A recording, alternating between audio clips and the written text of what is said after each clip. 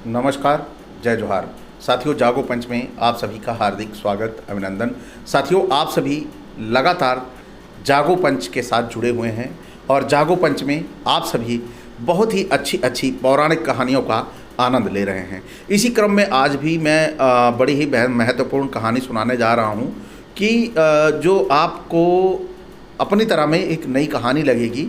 और दूसरा कि हम जिस सृष्टि में रह रहे हैं, ये जो सृष्टि हमारी बनी हुई है, ये हमारी सृष्टि कैसे बनी, इसका निर्माण कैसे हुआ, ये पेड़ पौधे कैसे बने और ये सारा ब्रह्मांड कैसे बना, और इस ब्रह्मांड को बनाने वाला कौन था, वह कौन था, किसने बनाया इस सृष्टि को और क्यों बनाया। सबसे बड़ा सवाल उठता है कि उसने क्यों बनाया, आखिर क्या कारण था, उसे तरह तरह के जीव जंतुओं को बनाने की क्या ज़रूरत थी, और तरह तरह के लोगों को बनाने की क्या ज़रूरत थी, तरह तरह की जातियों की बनाने की क्या ज़रूरत थी कि आपस में लड़के मरते रहें। जो ये धर्म बने हुए हैं, ये धर्मों की बनाने की उसे क्या आवश्यकता आ गई थी कि इन ऐसे ऐसे धर्मों को बना दो कि ये आपस में ही लड़ते रहें। दूसरा, क्योंकि जब ब्रह्मा है या विष्णु है या शिव है, इन तीनों में से किसी ने भी निर्माण किया है इस सृष्टि का, तो निश्चित तौर पर उसने निर्माण किया होगा क्या एक दूसरे से लड़ने के लिए, क्या एक दूसरे को मारने के लिए, एक दूसरे को धर्म के आधार पर लड़ने के लिए, जात के आधार पर एक दूसरे का शोषण करने के लिए।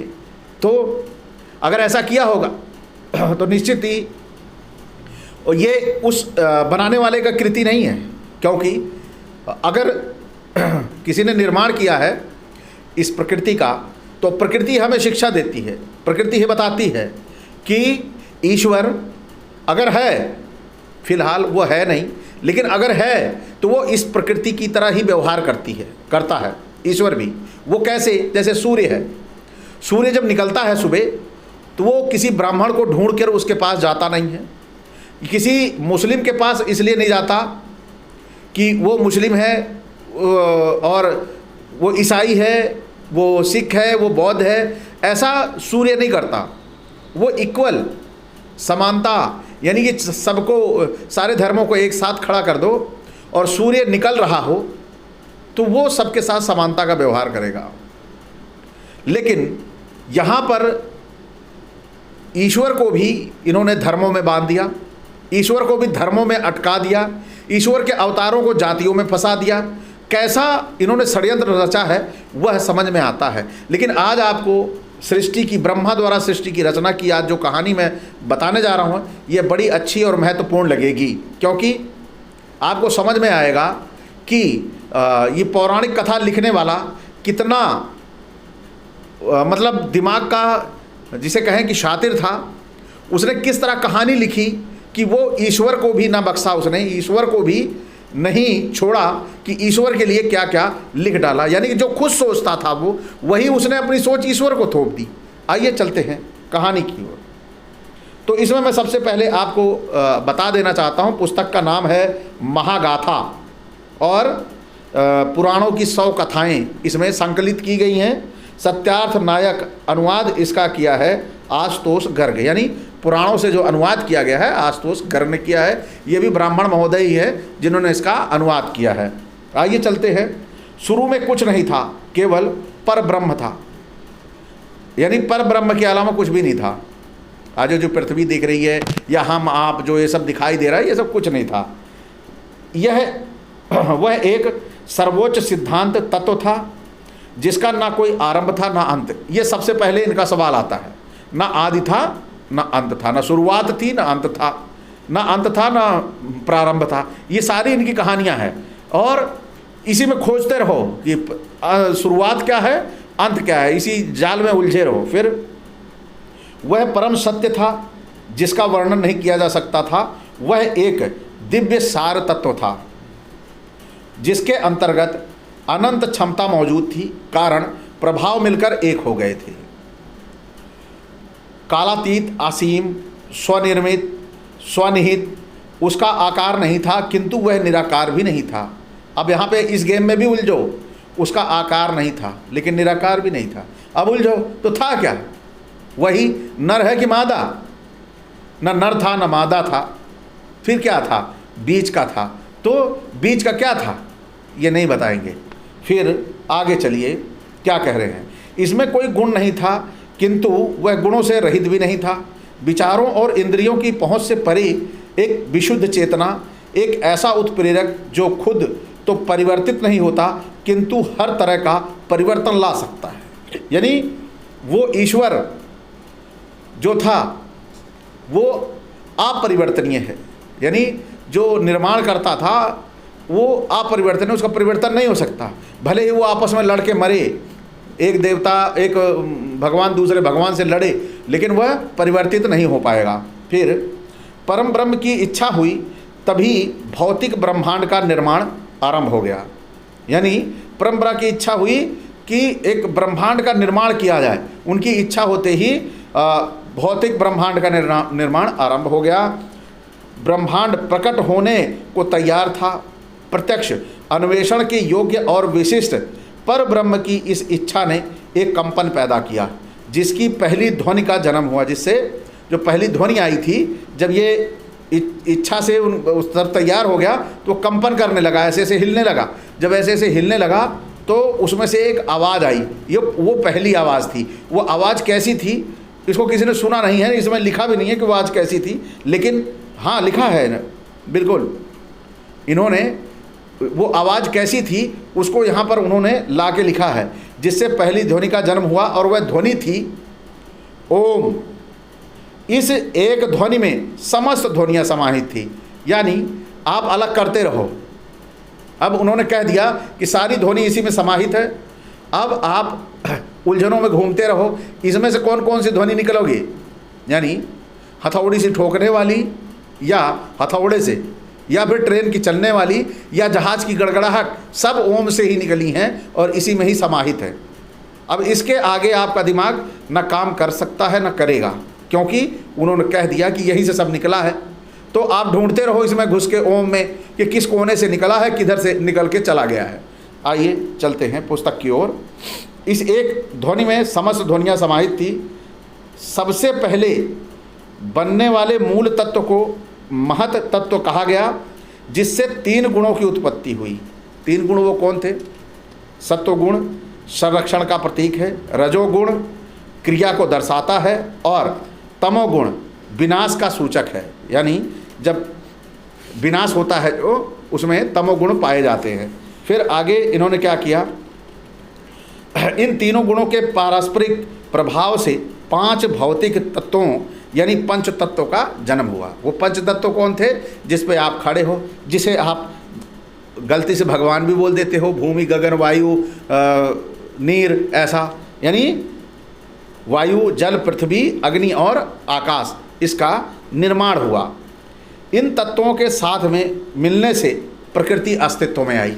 जब ये तीनों तत्व मिल गए तो वो अस्तित्व सामने आया और ये आकृति दिखाई देने लगी। ये आकृति आप सभी को दिखाई दे रही होगी यहाँ पर, ठीक है।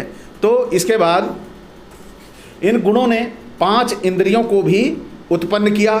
दृष्टि, आँख यानी जो हम देखते हैं वो दृष्टि, फिर और क्या, श्रवण जो सुनाई देता है, फिर स्पर्श जैसे मैंने ये छुआ, ठीक है, गंध यानी जो हमें लगता है कि नहीं बदबू आ रही है, गड़बड़ है, गंध है यानी खुशबू है, तो जो गंध हम पहचान लेते हैं वो गंध, और स्वाद, स्वाद यानी जब हमारे पता लगता है ये तीखा है, ये नमकीन है, क्या है, ये मामला सारा पता चलता है।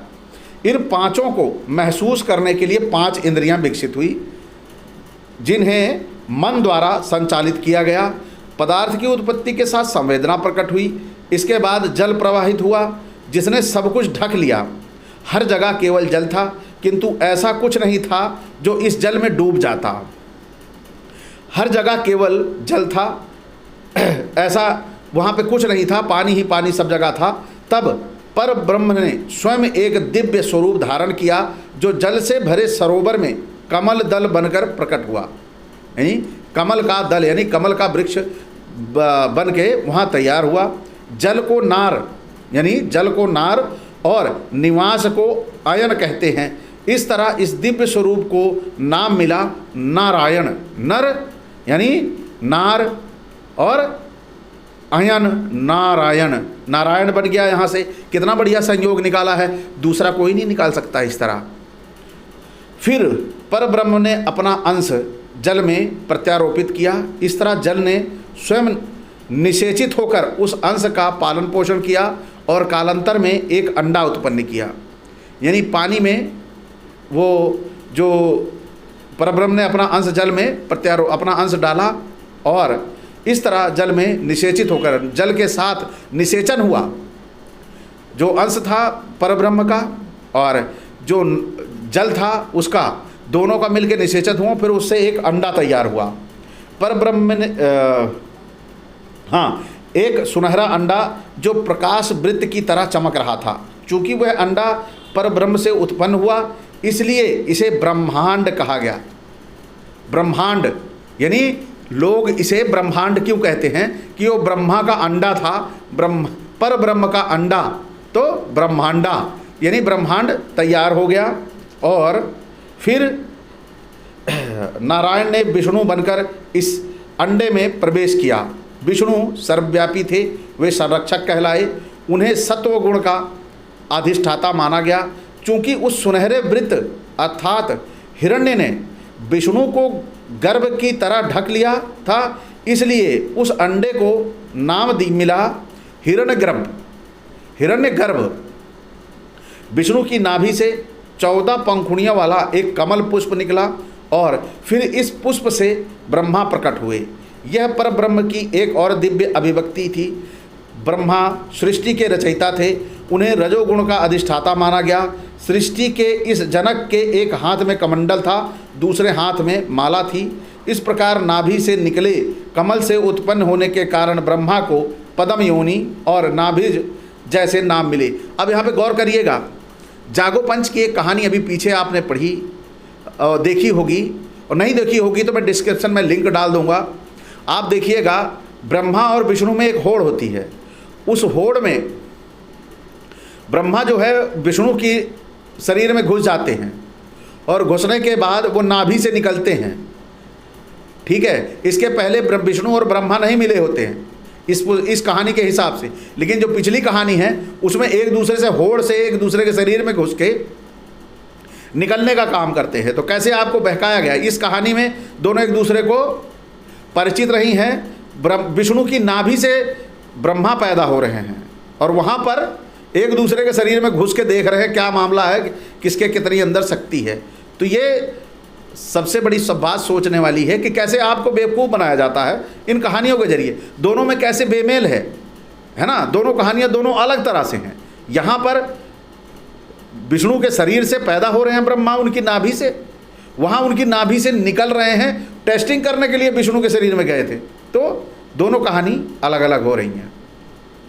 अब आइए और देखते हैं क्या मज़ेदार लिख डाला है इन्होंने, क्योंकि इनकी कृतियाँ बड़ी ही विलक्षण होती हैं। सीप में जिस तरह मोती पलता है, सीप में जैसे मोती पलता है, उसी तरह हिरण्यगर्भ के भीतर 1 वर्ष रहने के बाद ब्रह्मा ने उस सुनहरे अंडे को 2 हिस्सों में विभाजित कर दिया। उसका ऊपर का आधा भाग स्वर्ग कहलाया और निचले आधे भाग से पृथ्वी बनी। अब अंडे के 2 भाग थे, काटे गए, दोनों अलग अलग होंगे तो क्या पृथ्वी का आकार जैसे आज है अंडाकार या गोल है, तो क्या ये आकार वही रह जाएगा? पृथ्वी का आकार तो अर्धवृत्त हो जाएगा।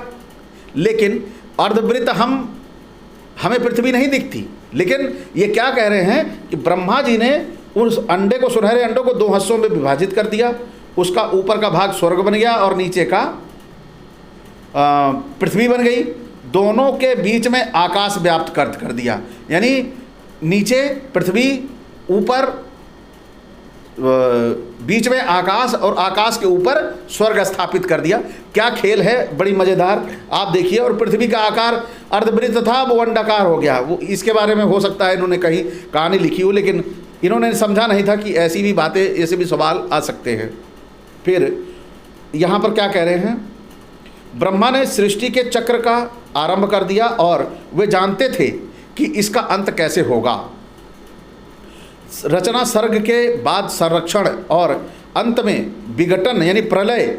इस चक्र का अंत होने पर एक नया चक्र आरंभ होगा। यानी इतना चक्र करवा देंगे आपको कि उस चक्र में काटते रहोगे, एक चक्र से निकलोगे, दूसरे चक्र में घुसोगे, दूसरे चक्र से तीसरे में, इसी तरह जीवन पूरा खप जाएगा और आपको इनके षड्यंत्रों का आभास नहीं हो पाएगा। फिर प्रत्येक चक्र के अंत में सब कुछ अव्यवस्था के अति प्राचीन सागर में विलीन हो जाएगा, जो ब्रह्मा इस प्रक्रिया को पुनः आरंभ करेंगे। चक्रों का एक शाश्वत क्रम, परस्पर गुथे हुए वृत्तों से निर्मित ब्रह्मांड, ब्रह्मा का आंड, आंड मतलब अंडा, वही ब्रह्मांड। यह ब्रह्मांड अंधकार से भरे आकाश में हुई आतिशबाजी की तरह अस्तित्व में आया था। ब्रह्मा बैठे अपनी इस रचना को निहार रहे थे। फिर उन्होंने ध्यान की अवस्था में प्रवेश किया और उसकी गहराइयों से चारों वेदों की उत्पत्ति कर डाली, ऋग्वेद, यजुर्वेद, सामवेद, अथर्ववेद। परंतु रचयिता को यह नहीं पता था कि 4 मुसीबतें भी सिर उठाने वाली हैं। ये 4 मुसीबतें जो सृष्टि के क्रम के लिए संकट बन सकती हैं। क्या इस अच्छी शुरुआत को आधा काम संपन्न हुआ कहना उचित होगा? आप सभी बड़े गौर से इस महागाथा का आनंद ले रहे हैं और इस महागाथा में आप सबने देखा कि कैसे कहानी का बेमेल है। यानी एक तरफ आपने कहानी के हिस्से को देखा कि ब्रह्मा विष्णु में होड़ में उनकी नाभि से निकले थे और यहाँ पर उन्होंने विष्णु की नाभि से निकलकर उनका ब्रह्मा का जन्म दिखा दिया। तो ये बड़ी ही विलक्षण बातें हैं और जब इन सब पर चर्चा करो तो शायद उन्हें आपत्ति भी होती है, लेकिन आपत्ति आप सभी को पता है कि पृथ्वी की संरचना किस प्रकार हुई। इसके लिए मैं आपको विस्तृत साइंटिफिक वीडियो भी दूंगा बहुत जल्द ही कि पृथ्वी की रचना कैसे हुई। लेकिन पहले हमें इन पौराणिक ग्रंथों का अध्ययन आपके सामने प्रस्तुत करना पड़ेगा, क्योंकि जब तक आप पौराणिक ग्रंथों के रहस्य को, पौराणिक ग्रंथों के पाखंड को समझ नहीं पाओगे, तब तक आप अपने जीवन को अच्छा नहीं बना सकते, अपने जीवन को मानवीय नहीं बना सकते, अपने जीवन को पाखंड मुक्त नहीं बना सकते। तो अपने जीवन को पाखंड मुक्त और अंधविश्वास मुक्त बनाना है तो लगातार आप जागो पंच को देखते रहिए। जागो पंच आपको लाके देता रहेगा इन पौराणिक कहानियों का वो आनंद जो आपको पाखंड से मुक्त करेगा। इसी के साथ आपसे मैं विदा, इसी एक अपेक्षा के साथ, यदि आज का वीडियो आपको अच्छा लगा तो आप इसे लाइक करें, साथ ही शेयर करना ना भूलें कि ज़्यादा से ज़्यादा लोग भी जागो पंच से जुड़ें और हम मानवता का देश बना पाएँ, मानवता का विश्व बना पाएँ, सभी मानव एक समान हों, बराबर हों, ऐसी हम इस अपनी धरती को अच्छा मानवीय रूप दे पाएँ। तो साथी जो साथी यहाँ तक देखते आए हैं और नए हैं वह चैनल को सब्सक्राइब कर लें अगर उन्हें अच्छा लगता है तो, और साथ ही साथ बेल आइकन की घंटी भी दबा लें जिससे हमारे वीडियो का नोटिफिकेशन आप तक पहुंच जाए। इसी के साथ आपसे मैं विदा चाहूँगा। नमस्कार, जय जोहार।